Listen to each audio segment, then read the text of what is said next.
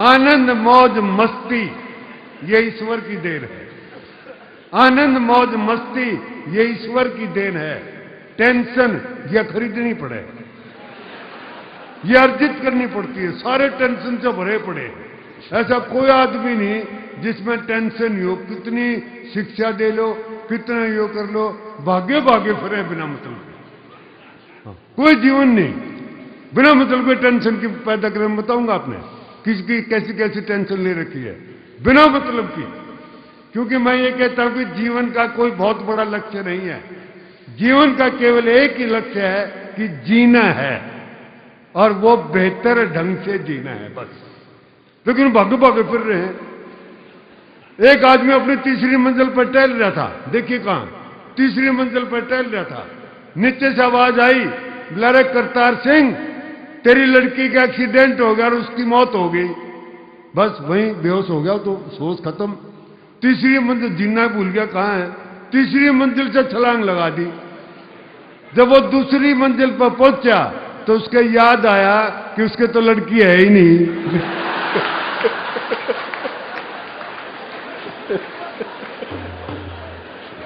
और जब वो पहली मंजिल पर पहुंचा तो उसके याद आया कि उसकी तो शादी भी नहीं हो रही।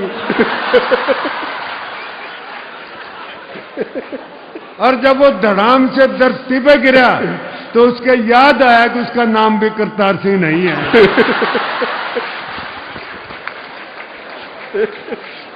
बेहोशी में घूम रहे हैं, होश ही नहीं है। तो होश से जियो। स्वामी जी यही सिखाते हैं आपको कि जीना है बस। और जीना कैसे है? होश से जीना है, करतार सिंह की तरह नहीं जीना है। बिना मतलब की टेंशन लो है मत। बताऊंगा आपको कैसी कैसी छोटी छोटी टेंशन हमने ले रखी है बिना मतलब की टेंशन। सुनिए क्या टेंशन ले रखी है जी। आप अब मंदिर में जाते हो, जूते बाहर निकालने पड़े हैं।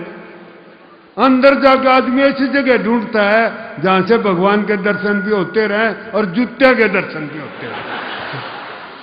भाई भगवान इतना जरूरी नहीं जितने जूते जरूरी हो रहे हैं। क्योंकि जूते उठा लिए तो नए लेने पड़ेंगे। ये भगवान ने कौन ठावा है? बैठा बेचारा कदे पूजा कर लियो उसकी बिना मतलब की टेंशन। अच्छा एक टेंशन मैं ऐसी बता दूं आपने जिसका कि आप प्रैक्टिकल कर सकते हो। आप बाजार में जा रहे हो, बिना जान पहचान के आदमी को नमस्ते करके निकल जाओ, अगर लगे टेंशन हो जाएगी। ये साला था कौन जो नमस्ते करके गया? यानी नमस्ते से भी टेंशन पैदा होती है साहब। अच्छा पति पत्नी जा रहे हो, कोई लड़की पति से नमस्ते करके चली जा तो सारे घर में टेंशन। सारी उम्र पूछेगी बताओ कौन थी जो नमस्ते करके गई। तो ये छोटी छोटी टेंशन मैं बताऊंगा। इसका दूर करने के उपाय भी बताऊंगा। अपने हरियाणा के उपाय हैं वो, हरियाणा के। पहले बता लूं टेंशन क्या क्या पर रखी है। पैदा होते ही टेंशन।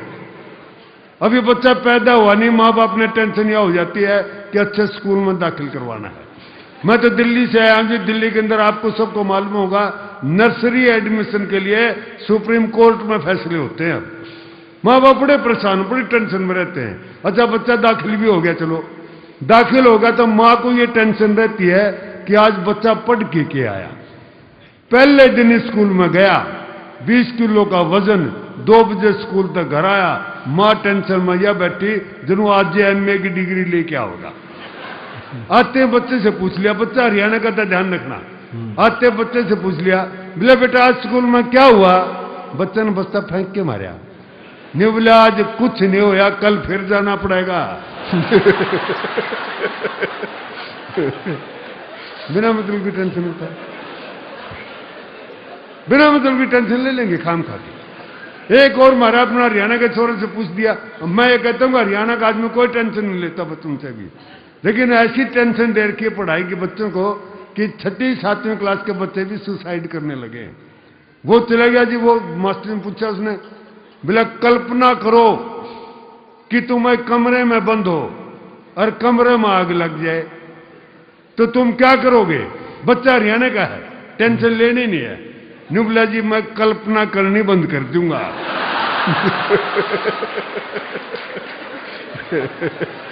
सीधा चाचा क्यों टेंशन ले। एक और पूछ लिया उससे, बोला 12 साल, मास्टर जी ने पूछा वहां होता है कि 12 साल कुत्ते की दुम को नलकी में रखा और 12 साल के बाद बाहर निकाली तो वो टेढ़ी की टेढ़ी निकली, इसका क्या अर्थ है? बच्चा हरियाणा का, न्यूबला जी इसका कुछ अर्थ नहीं, यू मैन्युफैक्चरिंग डिफेक्ट है। तो जी हम नहीं लेते कि टेंशन।